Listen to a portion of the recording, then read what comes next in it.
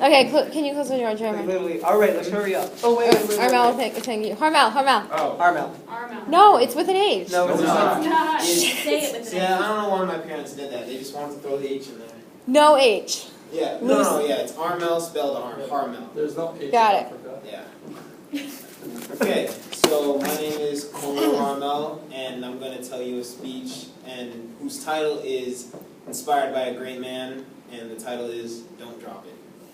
So it was about 2011. I was 5'7", 150 pounds, skinny, small, and uncoordinated. I had the physical capabilities of an athlete, but I had never really put forth much effort into, going and trying out for a team or joining any kind of a team like that. So the only sport I could really see myself playing at the time was football because my body type just seemed the most natural for it.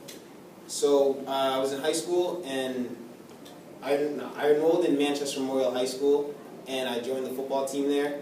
The football team at the time wasn't really good. There was a lack of participation. It was a big school with big enrollment, but not many kids really wanted to play because of the history. But I decided to join the team that year.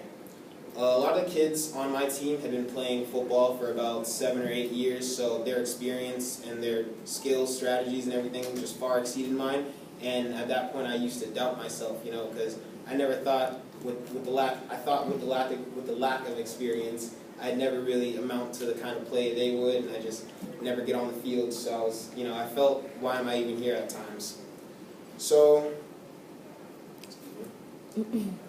I remember it being the first day of practice. I walked onto the field about 30 minutes late with my worn-out black Air Jordans while all the other kids had cleats and everything.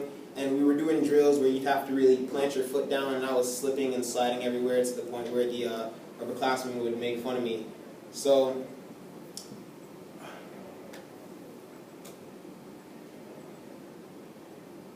freshman year, I was placed as the third string wide receiver behind 2 players that had played with me a lot before. But at the time, it didn't really affect me much because I hadn't really gained a love for football, and it didn't really matter to me as much as it did the other players. I had thoughts of quitting, especially on hot days when we would run a lot of sprints. My legs would tremble after practice. I'd be hot. I could barely breathe, and I remember complaining to my mom. I would be telling her how much I wanted to quit, and football wasn't the sport for me. But she just kept encouraging me to keep going and just play on through the pain. So I did. So it was about, I was placed as the third string wide receiver, and it was about, I'm going to say, the 5th game into that year, the Central game, and me and a couple other kids were watching our freshmen play Central. So we were on the sidelines, and Coach only allowed players to be on the sidelines as long as they were quiet so they didn't disturb any of the play and everything. And after one play, one of my friends kind of muttered timeout under his breath, right?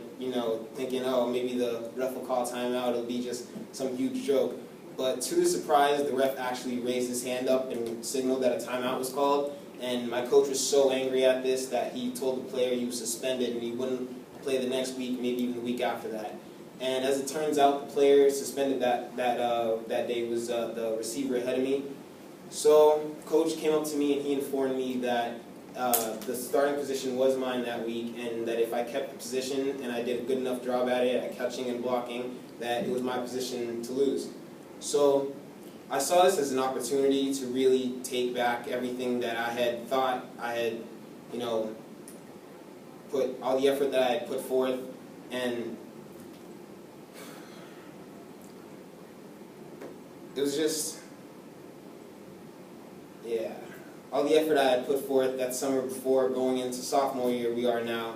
And so coach told me that the position was mine, that if I kept it, if I did a good enough job, he'd let me have it. So it was game day, and I couldn't sleep the night before because I was just so excited at the possibilities of coming the next morning. So we were in the game. We're about 3 quarters into the game, and coach signals ace right, waggle left, which is a play in which that I break off the line, I kind of shake the defender, and I go deep. So I line up, and I'm looking through my face mask, and I'm looking at the defender, and I just have an angry face on it, and I'm looking at him. So the quarterback calls, said, hut, and I break off the line, and I go deep. I turn around and I see the ball in the air, and I jump high, and right as I'm about to catch it, a voice in my head that wasn't my own says, "Don't drop it." So I catch the ball and I fall, and I get back up, and the whole crowd's going wild. You know, I look at my sideline, they're all screaming and jumping around, so I guess it was a pretty good catch. From that moment on, Coach said that the starting position was mine, and I hadn't really looked back since then because I just never was going to lose my position. So after that, we were going to junior year, and from my class, I was the only player that started on varsity. Unfortunately, during the 6th game of that season, I was being tackled, and I tore a ligament, a muscle in my right knee, and the only way to ever play football again was to rehabilitate my knee. So I rehabilitated my knee, I let it heal, and I showed up to every practice after that. And I guess it was a way of showing the coaches that I was dedicated to the team, and I wasn't just gonna leave because I didn't get my fill of the season. And I'm gonna say, the summer after that, Coach informed me that he had finally taken note of everything I had done as a Memorial football player, and the coaching staff and the teammates wanted to name me the captain for that season, which was probably one of the most exhilarating things that could have ever happened in my life, because coming in from football, not knowing anything, not even knowing that 10 yards was a first down, and then 4 years later being told that I was going to be the starting captain of my team, it just kind of set everything in perspective for me. It seemed like everything I worked for had finally just, was showing up in front of me, even though I had lost a season before, but by coming to practice and showing the dedication I had, it had gotten me the captain position. So the moral of this, I would say, is that no matter what, all you have to do is persevere, show your hard work, and strive through everything you need, because at the end of the tunnel, you never really know what you have. And yeah, I'm going to end it there. Yes. So